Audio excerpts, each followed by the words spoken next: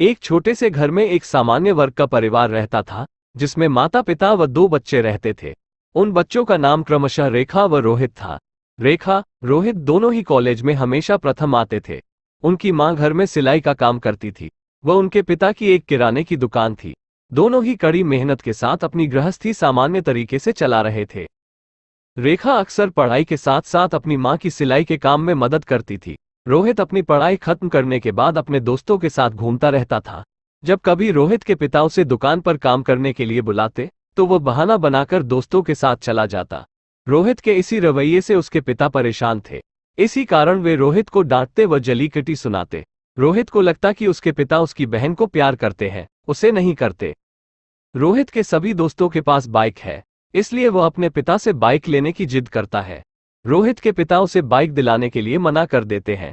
इसी बात पर रोहित व उसके पिता के बीच बहस हो जाती है, तो रोहित बड़बड़ाते हुए घर से बाहर निकल जाता है।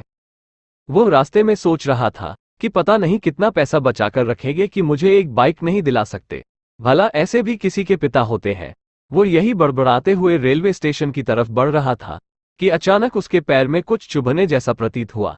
तो उसने देखा कि वह जल्दी के कारण पिता के जूते पहनकर निकला है। उसके पापा के जूते में एक कील उभरी थी, जो उसके पैर में चुभ रही थी। वो कील उसके पैर में घाव कर रही थी, लेकिन उस समय वह गुस्से में था। वो बड़बड़ाते हुए आगे बढ़ गया।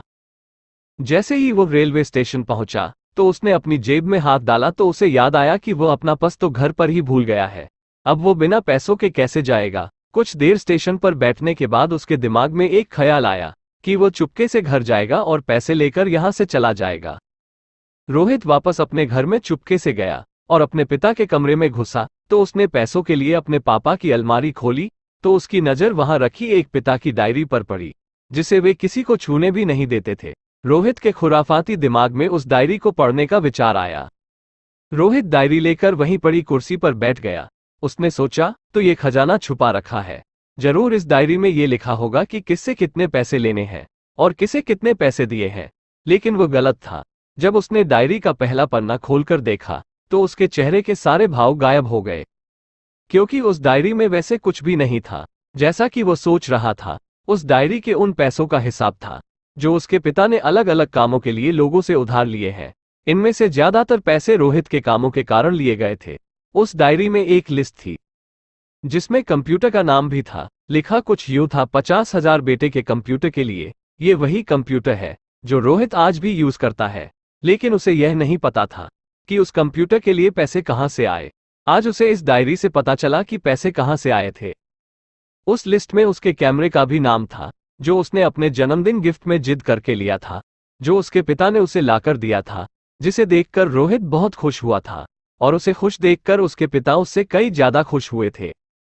अब रोहित के चेहरे पर गुस्से की जगह मायूसी आ चुकी थी। अचानक उसकी आंखों से आंसू बहने लगे। जब रोहित ने दूसरा पन्ना पलटा तो वहां कुछ इच्छाएं लिखी थी। उसके पिता की पहली इच्छा थी अच्छे जूते पहनना। रोहित को पिता की इस इच्छा को पढ़ने के बाद समझ आया कि पिताजी के जूते में निकली कील ने रोहित को सिर्फ एक बार चोट दी है, जबकि उसके पिता को न जाने कितनी चोट लगी होंगी। रोहित को अपनी माँ की कही कुछ बातें याद आती हैं।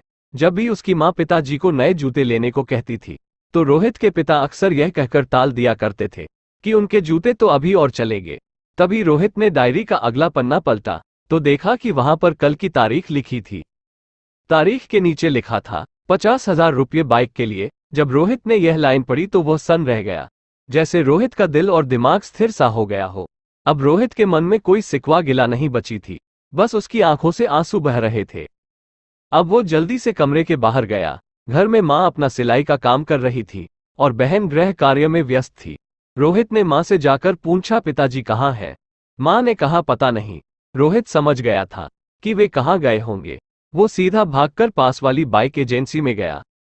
जैसे तैसे भागकर वो बाइक एजेंसी पहुंचा तो उसके पिता वहां एक बाइक देख रहे थे। उसने दौड़कर अपने पिता को गले लगाया और रोने लगा। रोहित ने नम आंखों से पिता से कहा कि पापा, मुझे मोटरसाइकिल नहीं चाहिए, आप अपने लिए जूते ले लो। अब आज से मैं जो भी लूंगा वह अपने बलबूते पे अपनी मेहनत की कमाई से लूंगा। पिता अपने सपनों को मारकर बच्चों के सपने को पूरा करने के लिए सारी उम्र मेहनत करता है। पिता भी बच्चों को उतना प्यार करते हैं जितना कि माँ रती है। संसार के हर व्यक्ति को अपने माता पिता की इज्जत करनी चाहिए। अगर आपके पास माता पिता है तो आप खुशनसीब हैं। इस दुनिया में सिर्फ माता पिता ही है जो बिना किसी कारण आपको खुश देखना चाहते हैं, आपकी तरक्की देखना चाहते हैं। ऐसे बहुत से लोग हैं जिन्हें माँ बाप का प्यार भी नसीब नहीं होता। अतः आप अपने माँ बाप की भावनाओं का सम्मान करें, उन्हें प्यार दें। अगर आपको यह कहानी अच्छी लगी तो अपने माता पिता के पैर छूकर उनका आशीर्वाद लो और प्रण करो कि आप उन्हें कभी दुखी नहीं करेंगे।